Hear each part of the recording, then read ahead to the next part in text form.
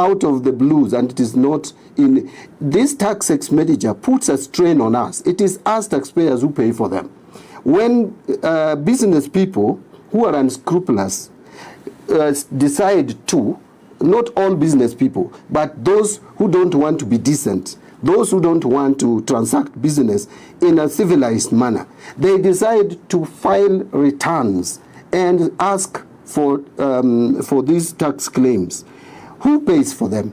It is paid from our taxes, and therefore we will be called upon to be paying more taxes to people who all actually don't deserve the refund. And therefore the best thing to do, and I would encourage that this is supported fully, because really, if we don't deal with this problem, it will continue to persist with us if we use the excuses that the products will be more expensive.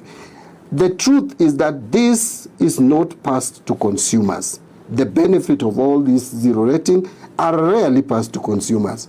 And that is why, as I conclude, Claire, I know I've taken quite a bit of time, there is no inconsistency. Our tax policy is clear. What we are saying is, let us minimize this tax expenditure as much as we can. And the only way to do that is to go along the value chain and exempt commodities, exempt the inputs, and therefore you will minimize. Sorry, let me mention this. Like, for example, sugarcane transportation to factories. By the way, this provision of zero rating sugarcane transportation to factories is a recent thing. It was just introduced in Parliament, and I know the origin, how it was introduced. It was purely for politics. Someone wanted a position somewhere, and because the voters were from the number of voters are sugar-growing people, so the person actually wanted to please the voters. I wouldn't say who, but that was in 2021, just the other day. And now, if I may ask, what are input tax on sugarcane transportation? Largely it will be fuel. How do you then separate? If I go to a petrol station to buy fuel to transport sugar, and I buy fuel to take me to office, how would you determine that? You know, some of these provisions have existed in our statutes, have existed in the Finance Act, and they should not be there. They should not sit there. That's why I'm calling upon the listeners today, please allow us to do away with some of these provisions which help, which then lead us to spending so much money in terms of tax refunds. All right, Waziri, thank you very much. Now, just staying on the same issue, there is by imposing a 25% excise on mobile phones, the question that then comes to mind, Waziri, is going forward, how will this activation-based tax be implemented, and how are you planning to monitor it? Do we have plans around that? Yes, actually, I would say very, very clearly that the way we are looking at it is and that's why I said that we are definitely going to have a system on how to actualize this activation. Because I know there is, currently there is debate whether it should be Safaricom or is it the customer, the person who is buying the phone. But that is why I said, look, this is not something that is unique to Kenya. We are drawing examples from Bangladesh, Pakistan, and Malaysia. These are areas where they have even a responsible authority recognized to manage and regulate. So what we are going to do is to have a robust system how this at the point of activation the tax is going to be collected, and we will have a centralized system and controlled system and regulatory authority that will have what do they call them? IMEI numbers, you know, which will now we will have that authority to make sure that this the tax is collected and activation is done. So that is why I said, and I hope you heard me say, that it is the what that the law says. Then the how now will come through regulations. And already my team has thought through this, and we are going to make sure that this is clearly defined in the regulations. All right, thank you very much, Waziri. I want to bring Kwame into this debate. Now, Kwame, ideally, excise is considered as a sin tax. And I don't know what sin Kenyans have committed in bringing in mobile phones, and especially smartphones, to warrant a 25% excise on the same. What's your take on this? Okay, thanks a lot. So we just had the CS explain, and he started in the right way by talking about the fact that taxes need to be simple, because that enables compliance and it takes out the uncertainty that has kept the Revenue Authority, Treasury, and everybody in courts and in the tribunal forever and forever. I am not persuaded by what he then goes ahead to say is a method for trying to simplify taxes collected through mobile phones. Let me say why. First, the very philosophy, and if you read the purposes of Kenya's excise tax law, it is often for what an economist would call externalities, things that government wishes to encourage. So it is not, the ethos is that it's not a revenue stream that government wants, unless it is going to take the revenue from that activity that is to be discouraged and to use it to mitigate.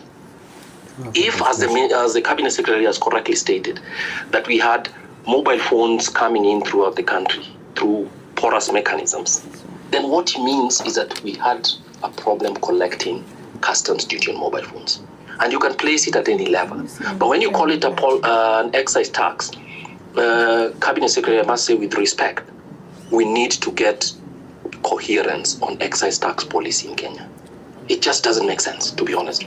So if you intend to make it a lump sum tax, then perhaps it should be a lump sum tax, which people pay when they get when they buy it at the shop, and that makes sure that you get back. That money is collected, because the collection principle is something that Kenyans like. But I think that when you have a new authority, and again with respect, I'm not too sure that Bangladesh and Pakistan are good places for precedents on how to design tax law in Kenya. I say that with the utmost respect, because if you look at it, to be honest, they haven't had a very good record with respect to the specific tax that you're applying to. So that's the first. The second thing that Cabinet Secretary you mentioned, again, in principle, correct, in the sense that taxes should not just be simple, but they should also be, they shouldn't be too high. Those are known principles of economics taxation, and which you understand very well. A representation was made by one of the phone companies that I need not mention, but also other analytical pieces have been made, which suggested that if you take the 25%, in addition to other taxes that obtain from the way this has been designed, what will come out is actually a higher tax rate than what you say. So I think we need to also confront that ability, that fact that the justification that is being used for this tax, and when it finally applies, it will not be the same. So Jimmy, what I'm trying to say is that this tax is not simple, especially if it means you can get your phone on, and then you receive a bill from Safaricom, which you might even dispute as making 25% of the value of that phone. Who will determine what its value is, for instance? Because the value of phones are not necessarily predetermined. It should depend on when you buy, where you buy it. You may get a discount because it's a 3-year-old phone, or you may get one thing or the other. And what if it's a gift? So, Cabinet Secretary, I'm not persuaded by the principles which you stated, which are correct and supportable, and the practice that you're suggesting will happen here. And we know that when that authority which you're creating, again, making one sector increasingly more complicated, is not going to solve this problem. So I request, or rather, we at the IEA think that even as you say that you and your team have considered this thing properly, we think that you should simply have, and we are suggesting that, if you decide to have it at 25%, you should have an import duty of customs duty of 25% on phones, and then its value is determined. I think trying to chase every shilling all over in the name of trying to discipline taxation in Kenya, I think is if there's smuggling, that's a compliance problem that should be solved through police action. Do not conflate law enforcement questions with tax collection. I think you're just going to create a mess, sir. So that's my point. Thank you. Can I respond? Thank you for that, Kwame. So you're of the view that trying to chase every shilling, it may not be the way to go. Now, I'm trying to get Raymond from the Kenya Bankers Association. I cannot seem to see you on my end, but I'll continue trying to add you on. But as we try and sort that out, I'd like to bring in Professor Kalunda to speak a little bit about another issue that has come up quite a bit around pay, and then Raymond will take it up when I've enabled him to join. There's the issue on the call for a cap on pay at 30%, and there was also the issue around gratuity. So the bill proposes to exempt qualifying employer contributions to gratuity arrangements from employment income tax. Please explain to us what the implications of that are, and then hopefully we'll have Raymond join in and break down the issue of pay a little bit more and what the impact will be.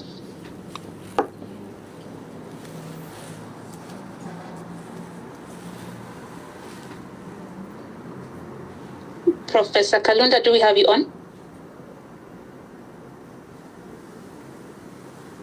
I don't see her. Oh, I think she's dropped off. Okay, Ruth, you can take that issue of pay and the gratuity as we try and get Kalunda back on, as well as Raymond. Thank you very much, Claire. And I think just before I jump into the conversation around the pay, allow me to just make one comment, perhaps in addition to what our CS has mentioned, particularly with regard to tax expenditures that we incur as a country, because tax expenditures basically they are a foregone revenue that we should have collected in form of taxes, but because of the exemptions that are put in place, then we do not collect this revenue. Now, back to theory, the way Kwame has explained, theoretically, this, the exemptions and all the zero rating, they are given for a purpose. They are aimed to promote certain industries to grow, to promote production or manufacturing in a particular area and such. And one of the things that we've been calling for as an institute is that there needs to be, beyond publishing the numbers in terms of the value of foregone revenue, there need to be more information provided to citizens, in that when we give a tax exemption or zero rating for a particular commodity or a particular industry involved in a certain activity, then we need to know what are we gaining from this in terms of expanded business, in terms of employment, in terms of more revenue being generated. Otherwise, the whole idea behind the exemption will only serve to benefit either specific categories of people, specific entrepreneurs or investors, but not really yielding the ultimate broad-term benefit that was targeted in the first place. Now, to the question about the pay, I think there has been conversation from, both from citizens, we've heard from the CS at some point, we've heard from His Excellency the President at some point, about revisiting the income tax calculations, the tax bands, and reviewing them so that we are able to reduce the tax burden that the employed people do pay. And I will start by mentioning, looking back at our medium-term revenue strategy. When Kenya published its MTRS 2 years ago, because we are now in the final year, we really applauded the government for publishing MTRS, because it had been something that we were eagerly waiting for quite a while.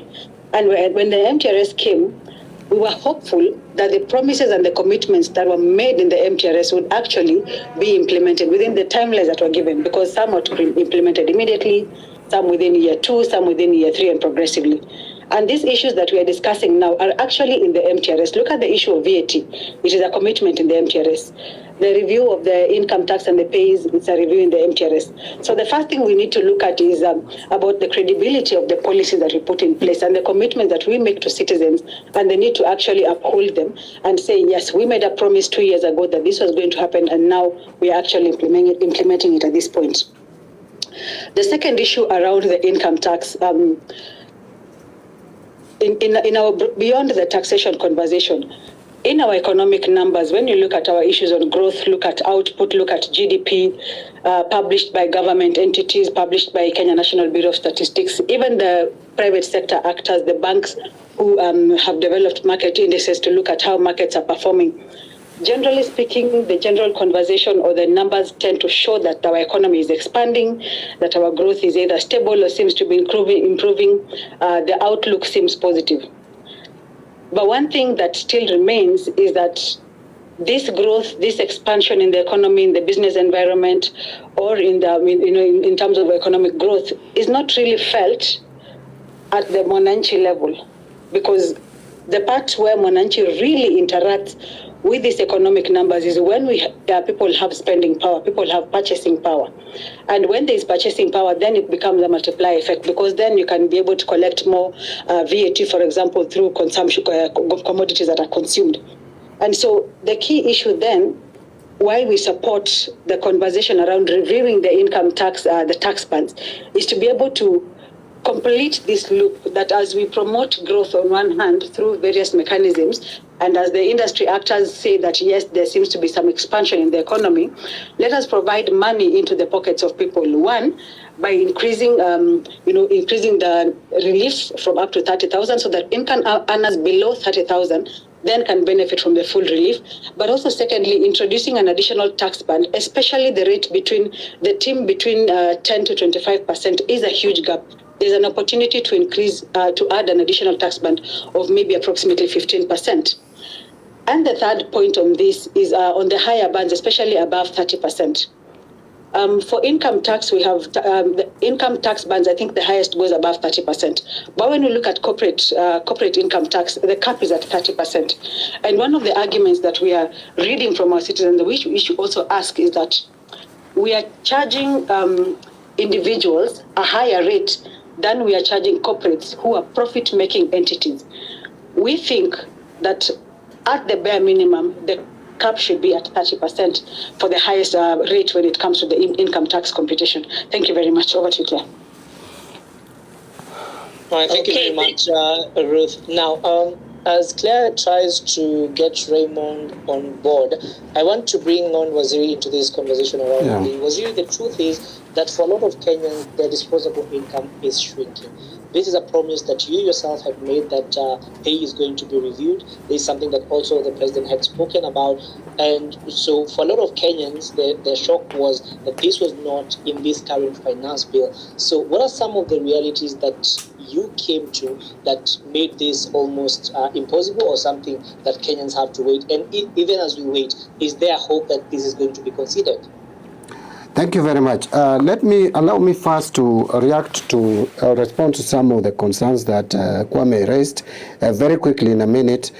I want to mention that mobile phone provision, which is found in clause 36 of the bill, will actually become effective from 1st January 2027. That is enough time for us to come up with regulations which will address the how that I talked about in terms of implementation.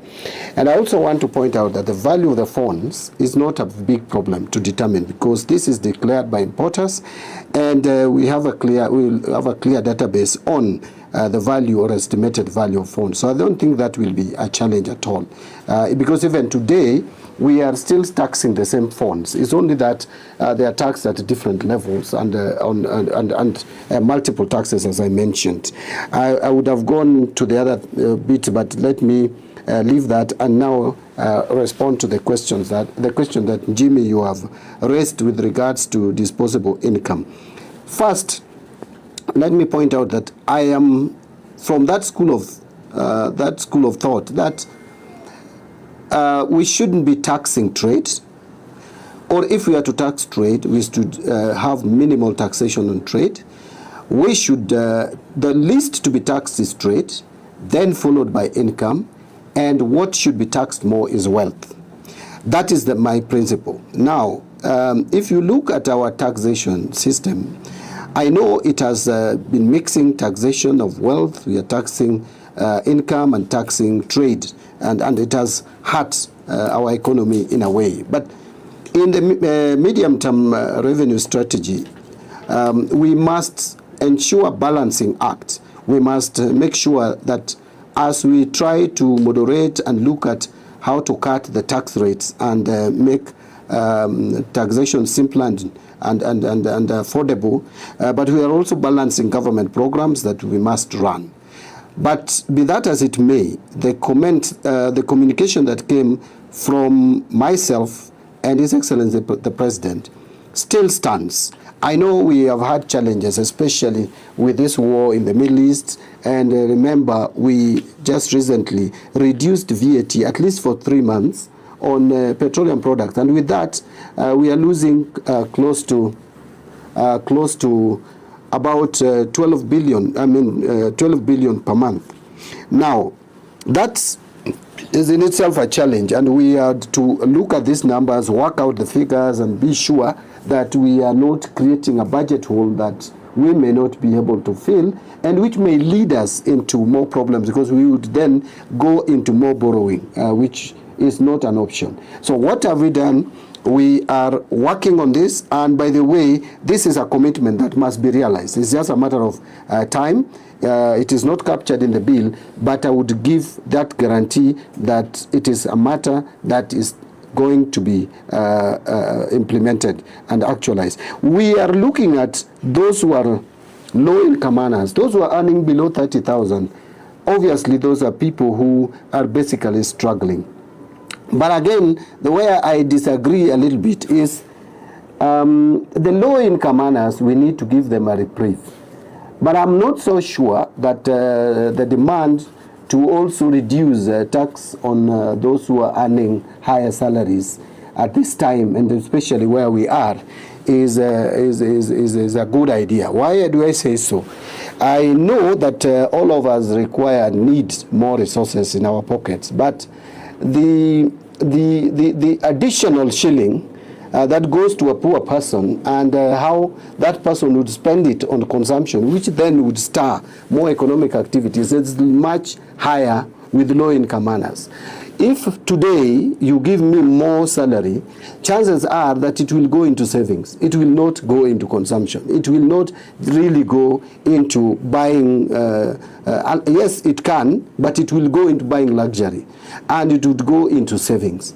But the person who is earning 30,000, 50,000, obviously any additional money that is given to that person will go into additional expenditure, consumption, and stirring economic growth. But again, let me conclude by saying that it is not that this government has been blind to complaints about reduced disposable income.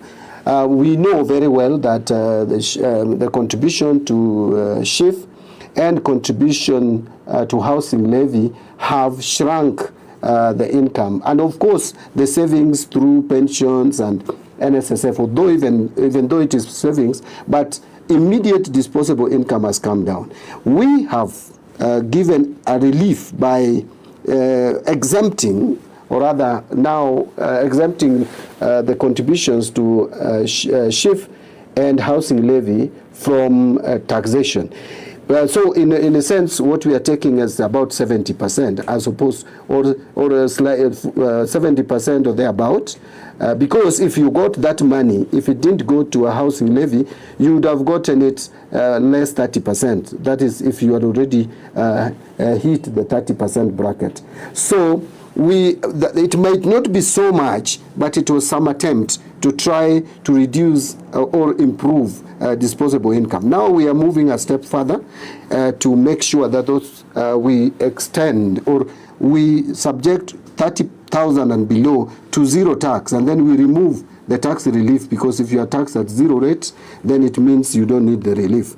And then also to include from 30,000 to 50,000 to a lower tax rate, because from 32,000, I think thereabout, to 50,000 presently is taxed at 30%. We are trying to work with the figure of 25%. That is the communication that has come from us, which must be implemented. I know you're asking of the timelines. I will tell you it is going to happen shortly. It will not take so much time. So don't treat it like it is a promise that is not going to be fulfilled. We are committed. The president is committed. I am committed to making sure that that is done. Yeah. Okay, thank you. Thanks, CS. I've seen Kalunda has joined. I really wish Raymond had also joined. We'll still continue to try and add you on because it's not showing on this end. But before we wrap up this conversation around payee, CS has said that he's not convinced about the higher income earners needing that payee reduction, though he recognizes the fact that the immediate disposable income has reduced thanks to the SHIF and the housing levy and the NSSF and so on and so forth. But, and he also talked about, he believes it should be, the least tax should be trade, income, and then wealth. Professor Kalunda, from where you sit, what's your reaction to what CS has said? And then hopefully Raymond will be back, and then we will continue with the conversation. And I can see there are so many requests to speak. We will give you a chance to make your questions and submissions to our listeners. Please, in the meantime, put your questions at the bottom right, and we will sample those as we go along. Then we'll give you a chance to speak at the tail end. So just hold on for a minute. Okay, thank you so much, Claire, for the opportunity. And I had missed some bits of what Honorable Mbadi had said, but just as an opening remark, I just want to say that looking at the Finance Bill of 2026, we acknowledge as an institute that the bill has not been very aggressive.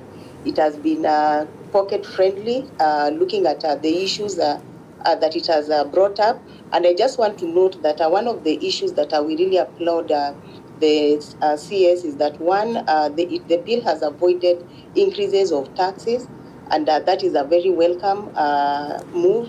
Again, the introduction of the pre-populated tax return for us, where we have practitioners, this is also a good move, and also for generally for the taxpayers, that has reduced a lot of burden. And then also the issue of the gratuity, which we are going to discuss later. But now going back to the issue of the income tax, we note that there are few recommendations in the bill that are actually going to ensure that there's going to be more disposable income. And this one touches on the issue of the gratuity, because the employer's contribution to gratuity or to just the last benefits to the employers are not going to be taxable. So that will be good. And again, looking at the sector that has been touched by that inclusion or that revision in the bill, is that more people, and we know in Kenya that we have quite a number of people who work on short-term contracts. At least it is good that whatever they get from the employees, that money now is going to be in their pockets. And if you do the calculations, that will actually translate to billions of shillings that will be in the economy to circulate and to ensure that the economy spurs. But again, now going to that, and since we are discussing on the disposable income, would request the CS to relook at that amendment that talks about the 3 years as the time, as the period that those gratuity benefits are going to be there, because we know we have quite a lot of employees, even in the education sector, who have contracts that are 1 year, but they can run for many, many years. So there's need for clarity in terms of how is this 3 years going to be measured. So if you have a contract of 1 year that is continuing and with the same employer, I think that's something that needs to be relooked. Otherwise, these workers are going to lose that benefit that is good. Now again, looking at the tax bands, we appreciate that as looking at the cries that the Mwananchi has been having, it will be important to expand the tax bracket, because looking at how they are quite thin. So even employees who are earning very limited funds, they find that they are paying a bigger portion of their income to their taxes. So, Bwana CS, if you can relook on the tax brackets, that would actually be very good. And the discussion that I caught was whether we need to reduce the taxes for those the high income earners. Yes, indeed, if we reduce that, and looking at our economy, where we have a lot of black tax, I think that will actually go in a way. It will not translate to luxury as such, but it will ensure that there's more disposable income in circulation. So those are the opening remarks that I can add, and just to fit into the discussion that was there. All right, thank you very much, Prof. Now, I know that, Frederick, you have been working with the Kenya Bankers Association on this, and even as Waziri tries to look for solutions for this, you had a model that you thought would work, and that would also counter the short-term revenue losses that the government might be looking at. And I just want you to take us through the model that you have and the proposal that the Kenya Bankers had on this same issue on pay very quickly, so that we can move on to other issues like what's affecting the manufacturing sector. Well, thanks, Jimmy. And maybe very, very quickly, because most of the points have already been mentioned. As you have rightly put it, we did work very closely with Kenya Bankers Association, and there was a very detailed submission that was actually done to the National Assembly. And the good news is that the process of the bill has not been finalized yet. So I would also request maybe the Honorable CS, if given an opportunity, we could actually look at that model in more details then we can see what to take into account. But the preamble of this is number one, if you look at the population for Kenya, we are looking at, and that is based on the Kenya National Bureau of Statistics, around 78% of the population is below that 5 years. So we are really then looking at this category of people going to, being affected quite a bit by this particular pay as you earn. And actually the real wages over the past 5 years, if you look at the same report, you'll actually notice that they have declined by more than 12% or thereabout. So what was the Kenya Bank Association recommending? The proposal by the Kenya Bank Association was that we don't only look at the lower tax band, which I think is what has been a lot in the public domain. I think we need some sort of simulation to ask ourselves, if you only exempt people who earn 30,000, and if you do a simulation, actually, you'll notice that the people who earn 30,000 will pay an average pay as you earn of like 730 Kenya shillings on a monthly basis. Of course, if you prorate that to the whole population that is employed and the number of people in the whole year, then the amount could be a bit significant for the exchequer. But don't forget that these people are also paying SHIV and AHL, which is around 450 for AHL and maybe 875 if you're earning that 30,000 Kenya shillings. So the idea then is to say, let's not only look at this low tax band, but let's look at all the tax band and reduce them by 5% each. That is to say, for the 25%, you bring it back to 20%. And for what you have under 30%, you bring it back to 25%. What you have under 30%, what you have under that 2.5%, you bring it back to 27.5%. And what you have under that 5%, you bring it to 30%. For reasons that have been explained by the people who commented about this area. So, and based on this particular analysis, what the Kenya Bankers research shows is that if we are able to do this, we will be able to release more than 28.1 billion Kenya shillings into the economy, which then, and they have done a lot of analysis also to see how that will translate into more people getting loans. And based on the analysis and assuming just 50% of those people will be able to get loans, then they think that they can be able to unlock more than 140 billion Kenya shillings into the economy. And of course, when you have taken the loans, you're able to spark growth by way of people expanding their businesses, and also by way of ensuring that the disposable income, as Professor Karuda has put it, we are then able to attend to other requirements like the BRAC taxes. So in general, that is how the model would look like. Jimmy, but of course also looking at other countries, you look at countries like South Africa, the rate of 30% hits at a very high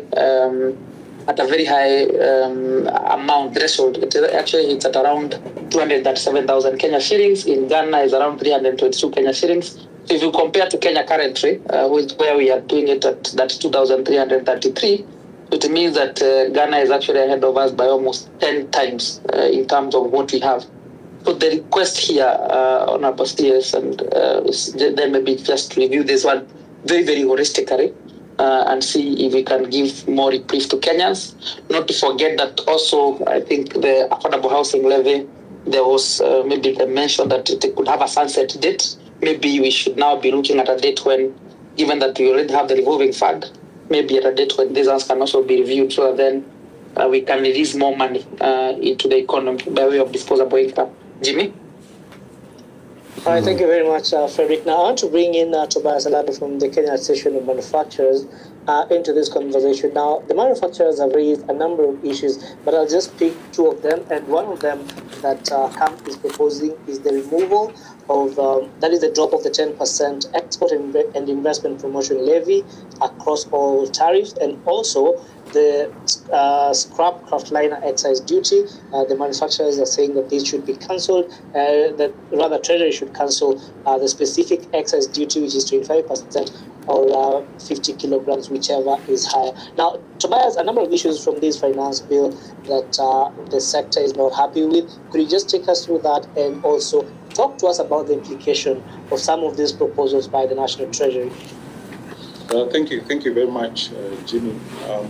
First, I want to say, as you know, the contribution of the manufacturing sector to the GDP has gone down tremendously from 7.4 to now 7.1. And looking at the finance bill and the proposals given, the biggest question that we ask ourselves is there a strategic shift with the proposal that will contribute towards the increase of our GDP contribution? And some of the concerns that we have identified are around VAT, and I will not dwell much on VAT issues. My previous speakers have already spoken to them, but largely one area that has not been tackled is the issue around VAT refunds. We need to find collectively a solution around VAT refunds. Previous years, there was a team that was created to sort of assess and address the issue of refunds, cleaning up the refund documents. And our plea has been, if there are genuine claims, then they need to be paid, because it has a negative impact on expansions and expansion plan by the manufacturing sector. The other issues around the excise duty, and we've noted the continued imposition and expansion of excise duty on more products around sectors has had a very negative impact on the growth of some of the sectors. Already, some of the proposals on introducing excise duty on EAC goods coming from EAC, particularly raw materials, has created what I call non-tariff barriers. We've already seen a protest letter from Uganda on the excise duty that was imposed on products, and this will, in the end, what we call retaliatory measures by our counterparts in the region. So excise duty, in a nutshell, is not productive. It's not productive, and it's not good for the competitive of the manufacturing sector. We've seen a couple of sectors that have largely dropped in their production. If I take an example where we have the packaging sector, excise duty was introduced on the packaging material, 25% excise duty, and 10% export investment promotion levy on craft paper. This is a document, this is a product that is used for packaging. Our export product, both fresh products, flowers, avocado, and other things that we export to the international market. Having this product, which some people claim that it can be made locally, but we've done a verification exercise where government agencies were involved, and they've confirmed that this product cannot be made locally. We wonder why excise duty should be and export promotion levy is still imposed on this product. This has enabled some exporters to lose their markets because of the cost of packaging has indeed gone up. So we need to find a solution in terms of the excise duty. The other products in terms of coal, paper, and other products that we see excise duty that has been introduced. Largely, we have made proposals for the government to consider revision of excise duty on raw materials, particularly, and packaging, just to support the growth of the manufacturing sector as large. I think that's what I wanted to submit in a few words, that we need to have a focus on how we can increase the GDP contribution of the manufacturing sector. Some sectors currently are lagging behind, and that is just because of these taxes that are imposed. All right, so just before I let you go on this particular issue, what are the ramifications of these proposals going through?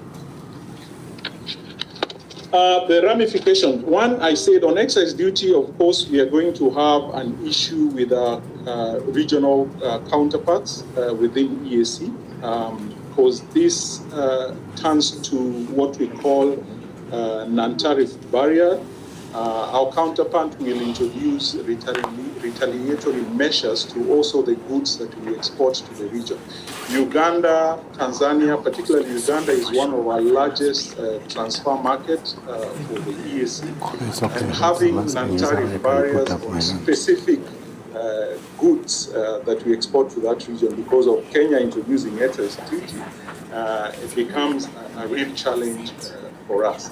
Two, in terms of our packaging industries, flour exports are going to be affected tremendously because of the cost of packaging. Avocado also are going to be affected. So our export market is also going to be affected because of the excise duty and the export investment promotion levy. It increases our cost of the final product that we export to the region and also to the world. Okay, thanks so much for that, Tobias, and some of the retaliatory effects of it. Now, before we go to other issues, and I'll give Jimmy a chance to tackle that, I'd just like to give Raymond from KBA a chance to speak. He's been unable to join the X space, but he will join by a call. Raymond, very briefly, you could speak to the issue of pay because those are some of the submissions you made.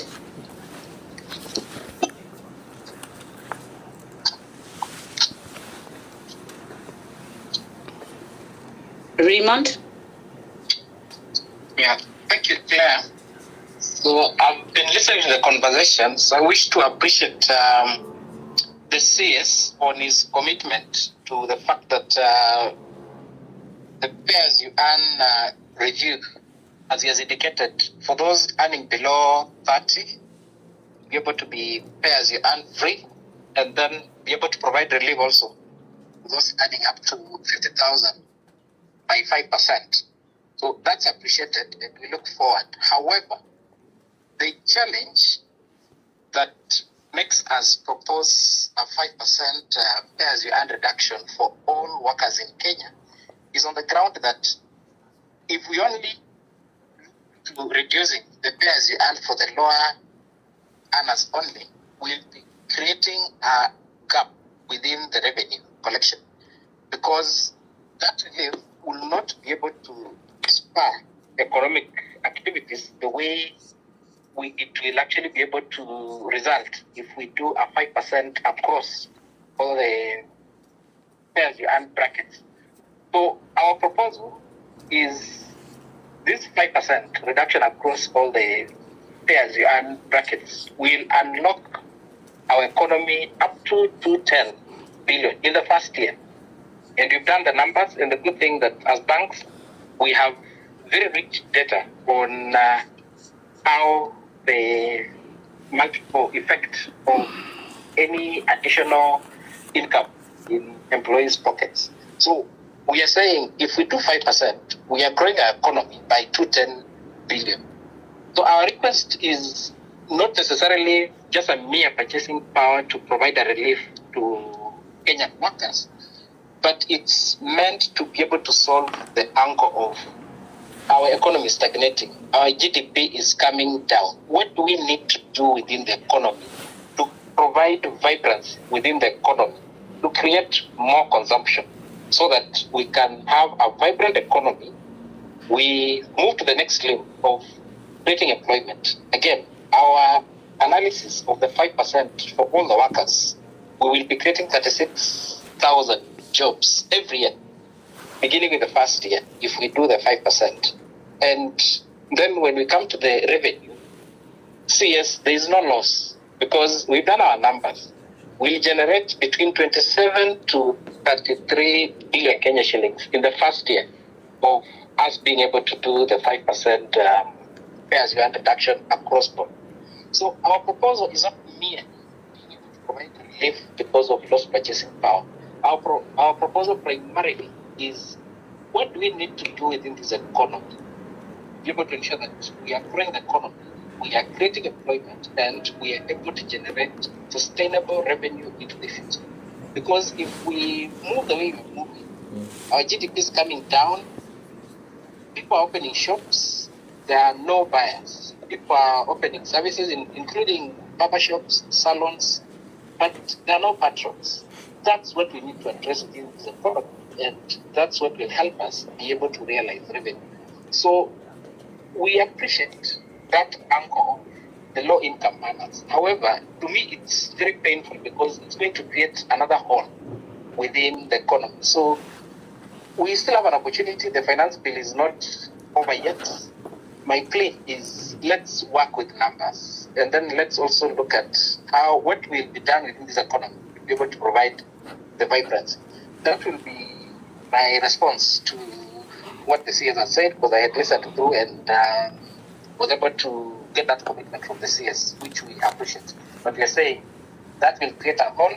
Let's work on a solution that will be able to spur the economy, create employment, and then the CS, you will have taxes coming in over and above the perceived hole that will have been created. Thank you. Okay, thank you. Thank you for that, Raymond. So creating a more vibrant economy and then having more employment. Now, I can see, as I said, there are so many requests to speak.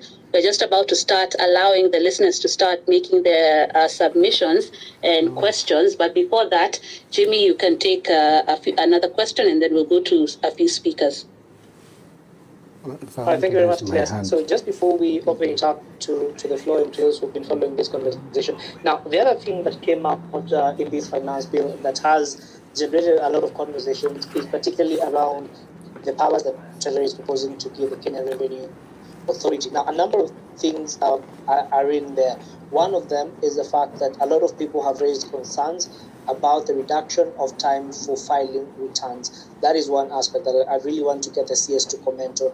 And also, in terms of the time allowed to lodge complaints, that has also been shortened. Waziri, could you just kindly explain to us why the need to do all this? And because again, for a lot of companies, their biggest concern is that this is going then to complicate how they do their annual bookkeeping, and just looking at the books, it will bring a lot of expenses on their side and a lot of compliance issues. Waziri, over to you. Yeah, thank you very much. There are quite a number of issues. Thank you very much. There are quite a number of issues that I wanted to touch on. Maybe I do that very quickly. There is first, an earlier speaker had spoken about the gratuity. I think that was Kalunda. She's Elizabeth. She talked about gratuity, that we should not limit it to 3 years. But again, we have to be very careful here because we must avoid tax planning.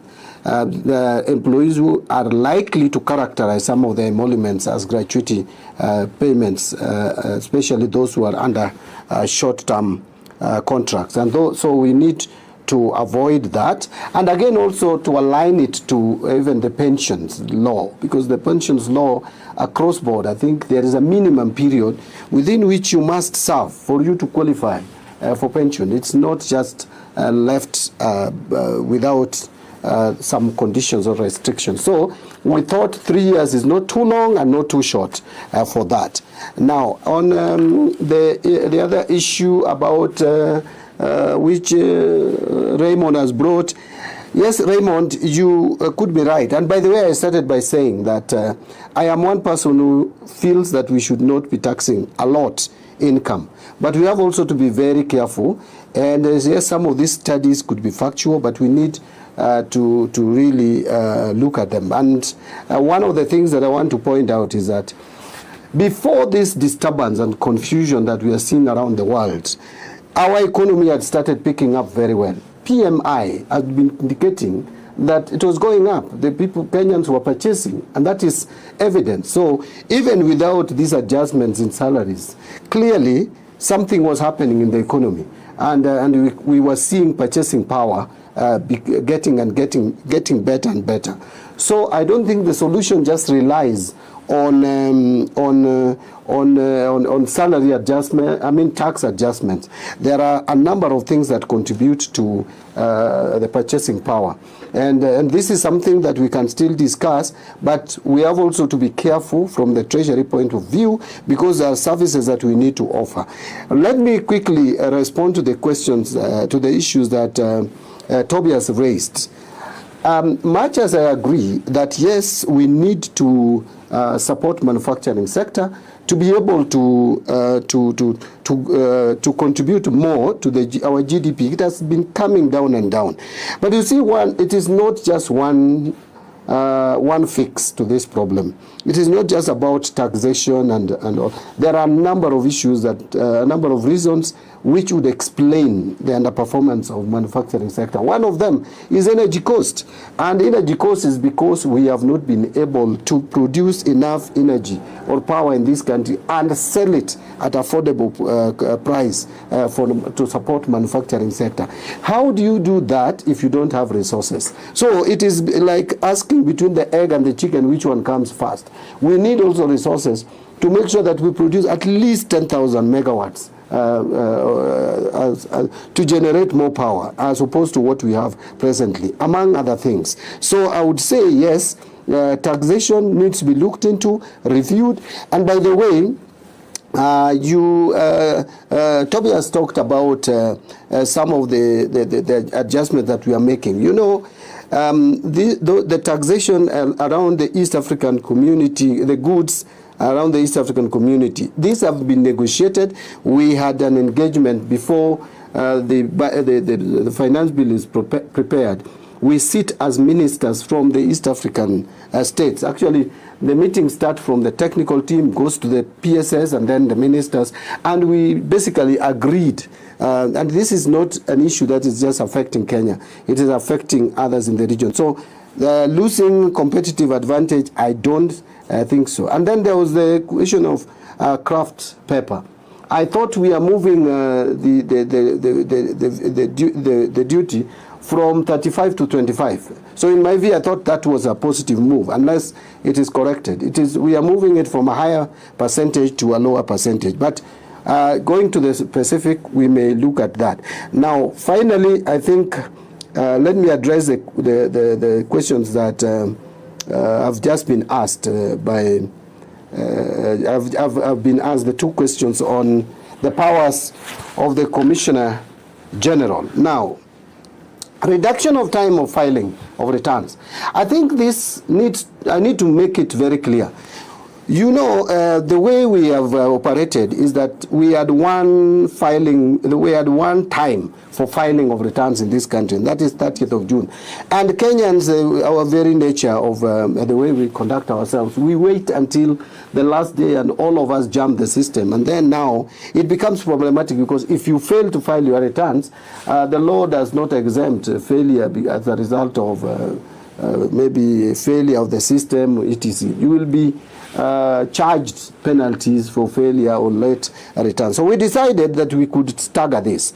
And I think that is what has not come out very clearly. For nil filers, immediately, because the moment it is December 2025, you have nil returns, why do you have to wait until 30th of June to file your return? So you file immediately. Then the date of April is for salaried, those who have the P9s, those who are supposed to, they are the ones who are supposed to file returns. We will bring that clarity very clearly, so that we are clear that for salaried people, and again, if you have from January to April to file returns for the year ending 31st of December, is it not sufficient time if you are someone who is earning a salary to file that return? I don't think that is a problem. Then the other thing is, now for the business people, we still retain it at 30th of June. So I think that clarity, if it's not there, we are going to make clear that provision. It is not that we are trying to give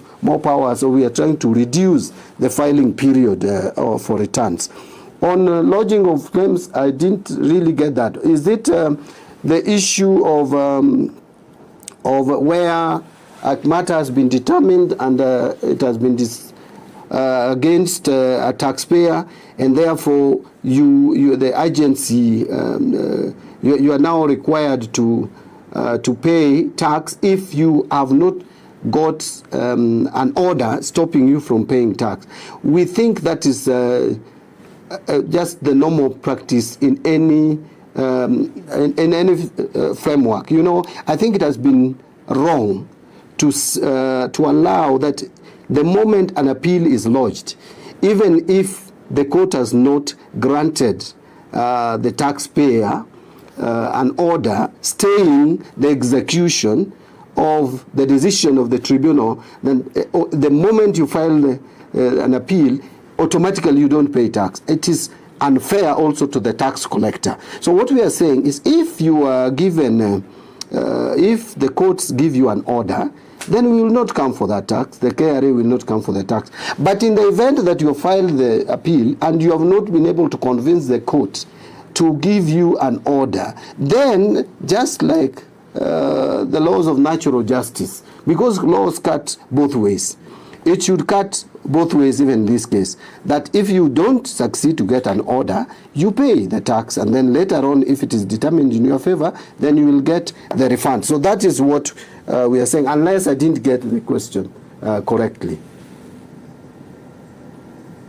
Okay, thank you for addressing those issues around the filing of returns and the other issues on competitiveness and so on and so forth. Now, I have so many requests to speak here, over 40, so I'm going to take the first batch of requests, and this is how it will go. You say your name, your question or your comment, and make it 30 seconds or less, and if you have a specific person you want to answer your question, direct it to a specific person. So I'll start with Japheth. Unmute your mic, tell us your name, your question and who it's directed to, or your comment in 30 seconds.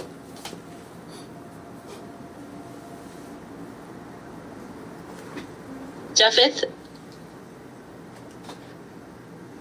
unmute your mic. Okay, let's go to the next speaker. We have Washington Ochuka. Unmute your mic and make your comment or ask your comment. Thank you, Claire Munde. I have very few questions to Waziri. First, Waziri, as the young people, there has been an issue of unemployment, and from the finance bill, we can't see the real measures, the real policies, because the issue is about policy. You can find that there has been a very bad tax policies that regulates the companies which are operating in Kenya, because unemployment can only be solved by the private sector. So we have not seen various issues, various reforms that are on the companies, are on the private sector that can help solve the issue of unemployment. Again, we have seen various tariffs about the plastics, tariffs on raw materials that comes from outside. So will these things lead to increase in prices of these products which are being made locally, because the companies making the products that are being tariffed, the plastic materials locally are very few, and they cannot manage to produce the capacity, the amount required locally. So we need to increase the prices and then increase the prices of goods locally. Thank you. Okay, thank you for that, Washington. I'll take one more question and then give it back to Waziri to answer. Alionya, unmute your mic and ask your question to the relevant person.